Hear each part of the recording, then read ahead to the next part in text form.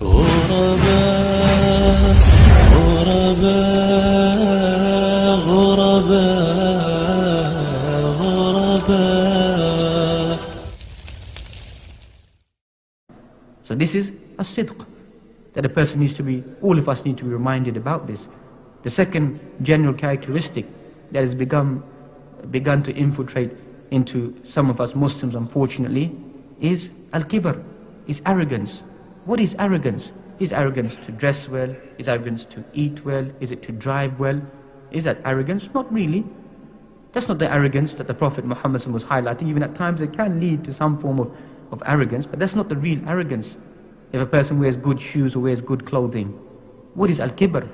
Al-kibr batarul haqq wa khamtun nas, is to reject the truth and to despise people, to look lowly upon people, to look down upon individuals. That's a bad characteristic. In general, unfortunately, we find that kibr in its various shades, in its various colors, it exists, unfortunately, in the Muslim Ummah, whether it be the ultimate level of kibr that we find that came from shaitan, ana khayrun minhu khalaqtani min nar wa khalaqtahu min teen, I'm better than him, created me from fire and created him from clay. That's why we find, even today, some Muslim fractions say that I'm better than him. But what do you find in the hadith? La fadla li arabi ala ajami wa la ajami ala arabi. There's no preference of an Arab over a non-Arab, a non-Arab over an Arab, white over black, a black over white, a yellow, etc. There's no difference. But unfortunately, what do we find? Sometimes people may try to shy away from it. There is mass amount of racism in the Muslim Ummah. A mass amount of racism, no matter what anyone says. The reality is that it exists in various colors and various disguises. We are full of this bad characteristic, which should not really be existing if we are supposed to be reclaiming the sunnah and the teachings of the Prophet Muhammad ﷺ amongst all of ourselves, to question ourselves, that do we really, truthfully, follow the real teachings? So that's another element that needs to be absorbed from us. Likewise, find the other disguise of arrogance that you find today, of the practicing Islam, unfortunately, that sometimes one fraction, a young Muslim, may think he's better than another Muslim.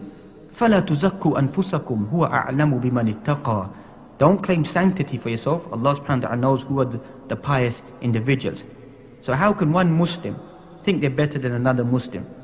Maybe the Muslim doesn't pray or whatever it may be, or they just learn about Islam. No.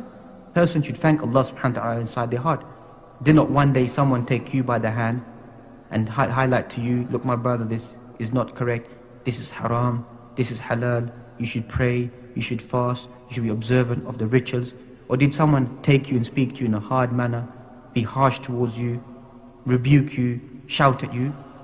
Obviously that's not the way that most of us have been taught in our lives. So likewise we have to return the same way that someone taught us, with love and affection and with good words.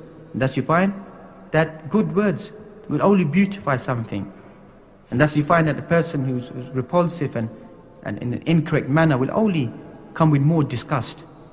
So this is another type of arrogance that we find, that some people, unfortunately, even amongst our own selves at times, that we begin to belittle other individuals. So Muslims should be vigilant that this doesn't become their characteristic, this doesn't become their general behavior.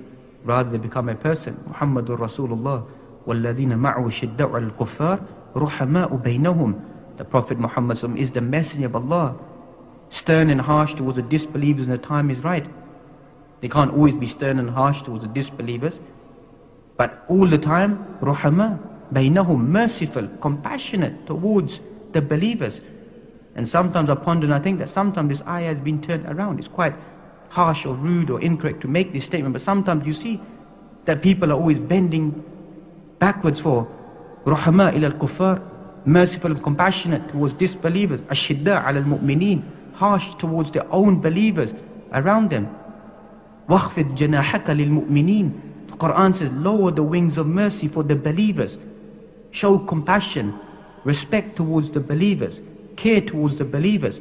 That's how a Muslim should be towards another Muslim, irrespective of whatever problems they may have. That is what the da'wah of the Prophet Muhammad is. A da'wah of shafaqah, as the end of Surah Tawbah mentions. لَقَدْ جَاءَكُمْ رَسُولٌ مِّنْ أَنفُسِكُمْ عَزِيزٌ عَلَيْهِ مَا عَنِتُّمْ حَرِيصٌ عَلَيْكُمْ بِالْمُؤْمِنِينَ رَؤُوفٌ رَحِيمٌ. The end of Surah Tawbah. Once again, there's come a messenger from amongst your own selves. It troubles him, it worries him, gets upset, harisun alaykum, forever over worried about you, that you're turning away from the path of Allah subhanahu wa ta'ala. And He is merciful and He's kind towards the believers. Is that how we as Muslims are generally towards other Muslims? Does another Muslim feel that from us? That we are showing them some love, some affection? Or are we showing them the characteristics of anger, the characteristics of pride, the characteristics of maybe, may Allah forbid, of pushing people away from the path of Allah subhanahu wa ta'ala?